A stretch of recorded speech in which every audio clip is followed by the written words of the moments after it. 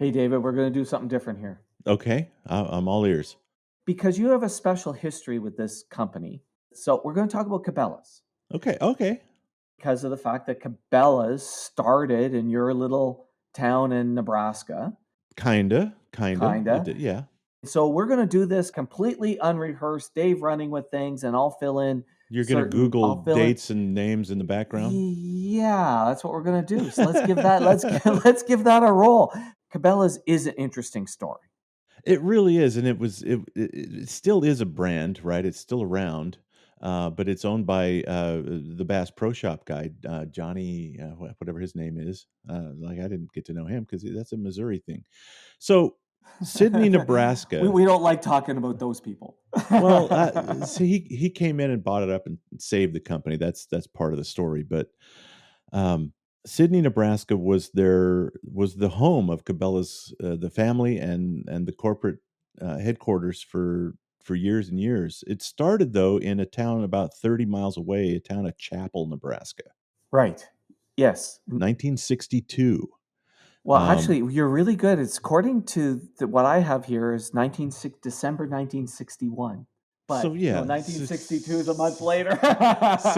62 is I mean 62 is what was always on their logo Okay, cool. and the shirts Cool. you could buy, like, Okay. Cabela's EST 1962. So, All right. but yeah, Got it. December 61. So, Chapel, Nebraska, their dad is in the furniture business. I And didn't realize he was in the furniture business. Okay, yeah, cool. and the story, as I recall, is that the two of the sons, Dick and Jim, well, at least it was Dick that went to the furniture show with Dad in Chicago, right? Where Right. Yeah. you see all the furniture that you're going to buy for your store, and you make deals with the manufacturers, and you all that stuff arrives then over the course of the next year. Well, he found a company that he bought like 1,000 Chinese made fishing flies, Yeah. little flies for fly fishing. Right. And And he's what like, I have here is cost him like $45. "Oh yeah, yeah, dirt cheap." Yeah. Didn't know Yeah. what he was going to do with them, but he bought 1,000 of them and brought them home. Takes out a little ad in a Wyoming hunters newspaper or newsletter. All right, and Sports the Afield is the Sports name of the Afield. mag. And the Yeah. ad, if so, yeah, gosh, now I feel like I'm doing this story and Steven's fact checking me live. So this is I think one of the from an ad writing perspective and a business making an offer. This is actually the pivotal moment in the genesis of the Cabela story, is that they ran this ad in Sports Afield and nothing happened. Right. Right, Like and the I copy. think they got like one response or Yeah, something but like the that. copy But w like, the yeah. offer, it's the offer. The offer was, buy, I think it was 12 hand-tied fishing flies for $1, free shipping, Right. right? So send us $1, and you could, in those days, people would just put $1 in an envelope and send it off, Right. Yes. right? And that didn't really create desire in people's hearts. They didn't wanna buy 12 fishing flies for $1. Right. So they ran, and nothing happened. Maybe in, one order, they Yeah. changed the offer to 12 free hand-tied fishing flies, send $1 for postage and handling, and they sold all of them. Wow. Amazing, eh? All right? The money is exactly the same, but when you put the value on the fishing flies at $1 for 12, it makes them seem like they don't have much value. When you change it to free, Right. and you just need me to send you $1 to mail them to me, like, "Oh, I don't know what the value is, but I get But 12 they're of them for free. free. I get 12 of them for free. Right. All I gotta do is help you ship them to me." On the face of it, it's crazy, right? It's not logical. It's not logical. It should make no difference. And here's the thing I find that's also really interesting about that. In the world today, it's almost flipped. If I was going to guess today, if you were running that offer today, the free shipping would be more powerful than the free product Yeah, because we're yeah, all maybe really so. right. The point is, on the surface, it's exactly the same offer. Yeah, yeah. The same It's a amount of money. buck. Yeah, It's a it's a buck. buck. It's the Yeah. same amount of money from the customer, it's the same amount of money to the company, and when they changed the offer, everything changed. Now, from there, they just started buying more, like, sporting goods kinds of things and writing more offers.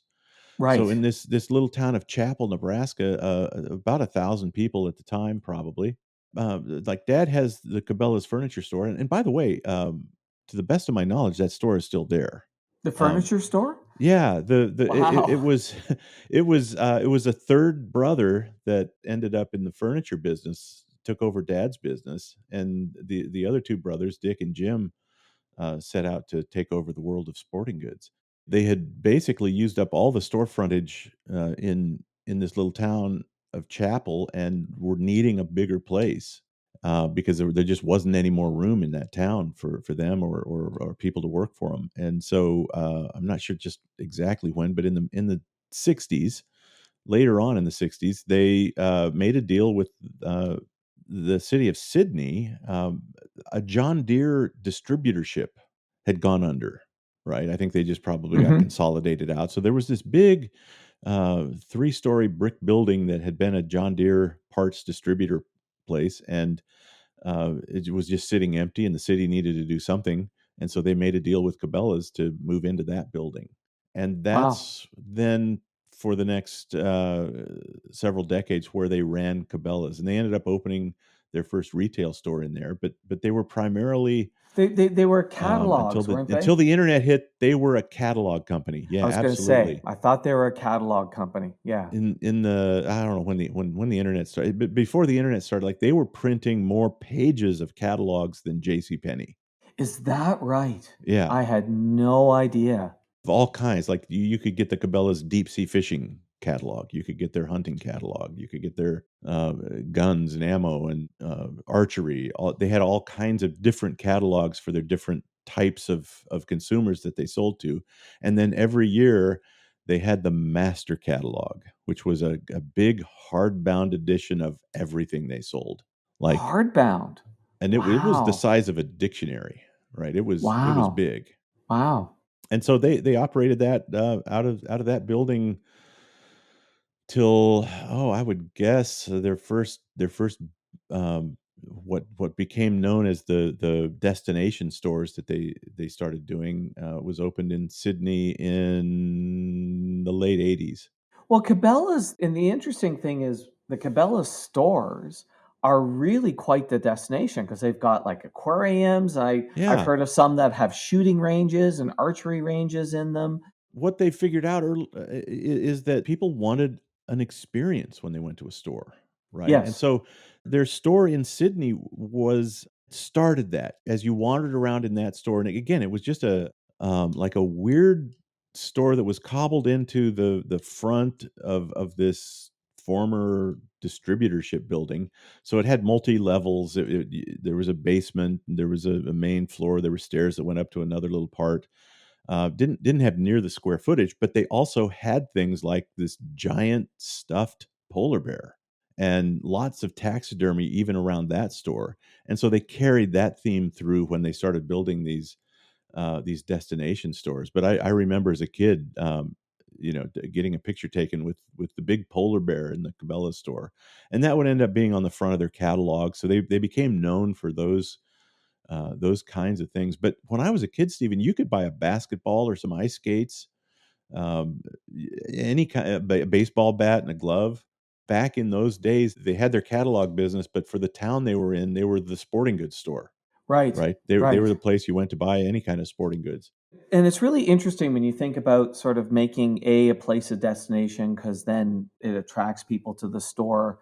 But there is this other idea, and I'll never forget when I was working in the investment industry, there was a company that was going public here in Canada that had really modeled itself after Barnes and Noble. Here it was called Mhm. Chapters, but they really were copying the Barnes and Noble methodology. And one of the things they talked about was they had studies had been done, and look, IKEA understands this. The longer you stay in the store, the more you purchase and the Oh, more sure. likely you are to purchase. So, this whole idea of entertaining people when they're in the store is you actually want people hanging out. The longer Mhm. they hang out, the more likely they are to buy something or buy something more.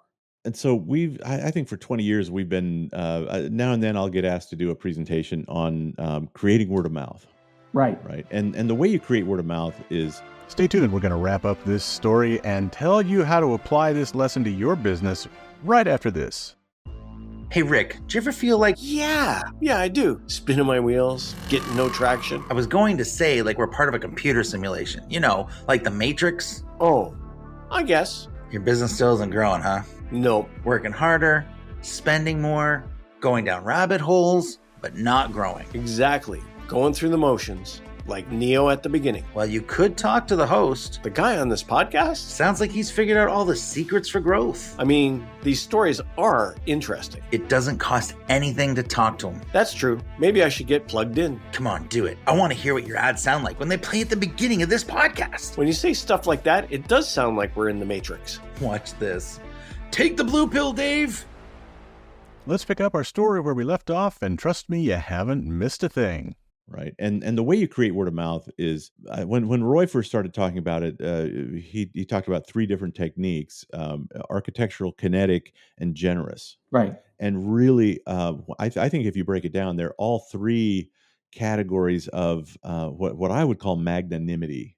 And when Cabela's built these destination stores, they knew what they were doing, and they hit it on all three accounts. So let's look at generosity first. They already had ingrained at that time, and I think they've stepped away from this now, but their mantra was basically a lifetime guarantee on everything you bought from them. Right. Right. Right. No, and nobody undersells Cabela's was one of their slogans, but they had this guarantee that if it fails or you're not happy with it, bring it back and we'll replace it. Right. Their returns department was always pretty hopping, Right. and they were just generous about it. Right. I used to joke with, I knew somebody that worked in the returns department. I used to joke, like, if I came in and just pulled some pocket lint out of my pocket and said, yeah, I bought these socks 12 years ago and I'm not happy with them. They're like, yeah, they'd probably march you off to get some new socks. Right. So it was that level of, hey, take the customer's word. There's always going to be a knucklehead that takes advantage of us. But for the most part, millions of people are going to be happy with what they bought from us. Right. Most businesses don't understand that you build that knucklehead factor in, right? There are going to be people that take advantage of you. Don't let that stop you from being generous. Yes. Because if you want to be known for generous, you've got to just take the knuckleheads into account. Mhm. And if you don't, they're the ones that are going to spread the bad news that their whole promise isn't really what it says it is. Or you get stuck putting all the fine detail in, which really, Yeah, you put all these loopholes in and say, oh, well, I'm sorry, but that's obviously not the right kind of lint to be. and it's interesting. So when we talk about these things, a lot of these things are done to build trust, and you get trust by extending trust. And the moment you start putting all these disclaimers in to protect yourself from the customer, you're basically saying to the customer, I don't trust you, but you should trust me. Yeah. And that's exactly. what really weakens it. Yeah. So you have a policy that just has generosity baked into it. And you'll see that, if there's a restaurant that just has a policy of, hey, you know what, dessert is on the house in our restaurant. That's just what we do. Right. You can become known for being generous. Right. That's interesting. The other two, that part of it was baked in before they built the destination store. But when they built the destination store, the other two pieces of the word of mouth puzzle are architectural and kinetic. So let's look at architectural. Their first destination store and all the rest, at least the ones that weren't, in some cases, they bought buildings that pre-existed and moved a store into them. But for the ones that they built from the ground up, they look like hunting lodges that were built in the heyday of Yellowstone. Yes, right. They sure do. You can see if you're in a flat state like Nebraska, you can see it from 10 miles away as you're heading down the interstate highway. And when you get there, it's like this looks magnificent, right? And you drive up and there's a pond, and there's always a bigger than life brass sculpture out front and a circular drive. You just feel like you've arrived somewhere, and now it's time to go in and see what this is all about. And so that architectural generosity continues on the inside. You Does. could sell all this stuff in a store like a Walmart, You could. Yep. right? You could decorate it to just look like the inside of a Walmart, barren ceiling and fluorescent bulbs and flat, long, linear aisles, and stock it with the exact same things. You could sell that stuff. For sure. But that's not what they decided to do. They wanted to Yeah. create an architectural treat. And Yes. so when you go into one of those Cabela stores, and especially the early times, it was like walking through down a trail in the woods. And look, and it put you in that frame of mind that's way easier to Mhm. imagine using the stuff. Architecturally wise, the inside of those buildings was like a cathedral to the outdoors, Right. Yes. right? Huge roof, and then they would build a mountain inside of it, and Yeah. full of taxidermy. Um, and so jokingly, my kids used to call it the dead zoo because we because you could see just about every kind of animal. Right. Beautifully done, right? I remember when they built the mountain at the store in Sydney, I think the guys that made the mountain, that created it, were the same people that do all the mountains and fake things at Disneyland, right? They Yeah. hired I those was going to guys to come say, out. I bet you they hired those guys. Now, there was a third thing that you said, Kinetic. kinetic. So kinetic is movement. Mm-hmm. Like especially the architectural and the kinetic aspect. No place does those two things better than Las Vegas. Right. Right, starting with the volcano at the Mirage. Was it the Mirage? Mm-hmm. Yeah, and then continuing on with the fountains and so At all the things that you Bellagio. see Yeah. at the Bellagio. Mm-hmm. So this mountain wasn't just a mountain; it had a stream in it, Right. Right. and so there's water flowing. Yes. And they made sure that there were places in the stores that you could actually touch and feel the sporting equipment. Some of the stores have shooting ranges. Mm-hmm. Some have just other places where games. There's a little shooting gallery in some of the stores. I think the Yes. one they built down here in Buda had that.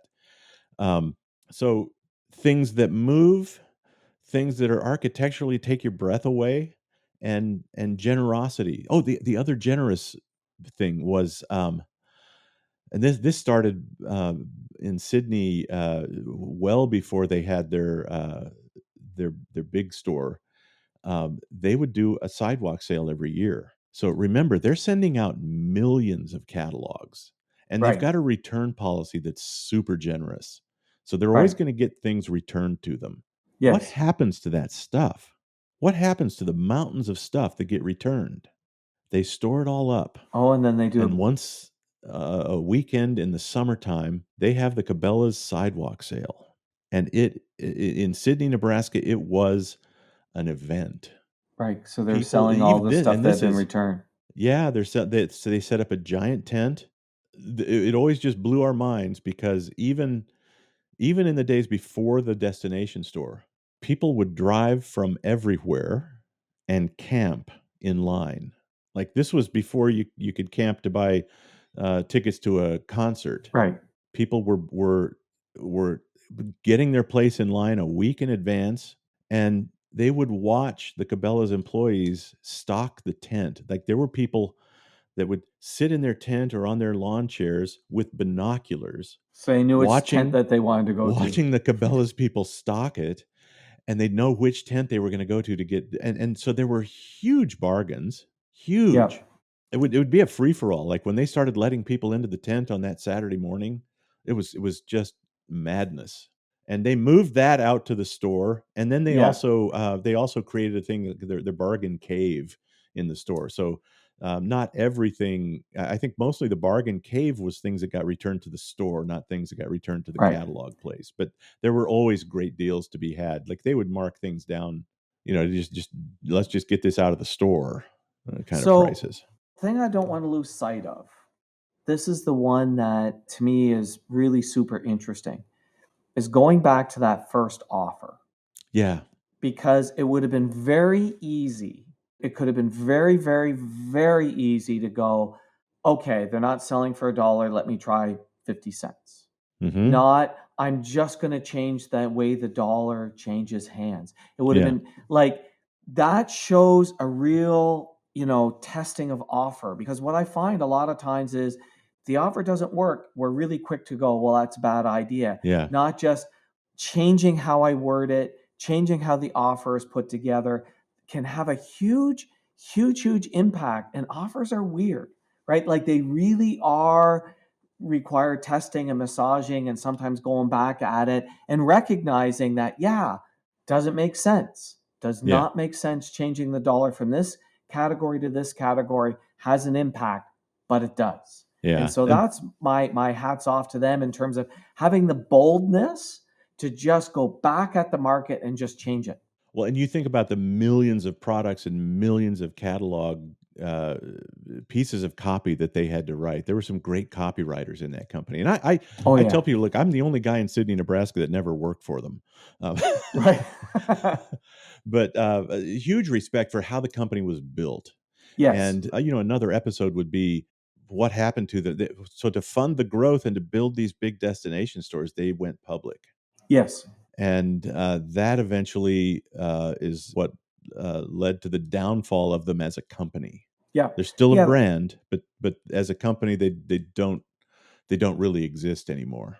We could certainly explore that, But the amazing thing is that whole idea of this really creating the experience, attracting people, but that first copywriting experience. Look, that shaped their copywriting through their entire catalog with that experience. It's all about the offer. All about the offer. Yeah, that's cool. So, thanks for sharing this story, Dave. Yeah, I love talking about Cabela's. It's an amazing history there. Mm-hmm. Thanks, David. Thanks for listening to the podcast. Please share us, subscribe on your favorite podcast app, and leave us a big, fat, juicy 5-star rating and review at Apple Podcasts. And if you'd like to schedule your own 90-minute empire building session, you can do it at empirebuildingprogram.com.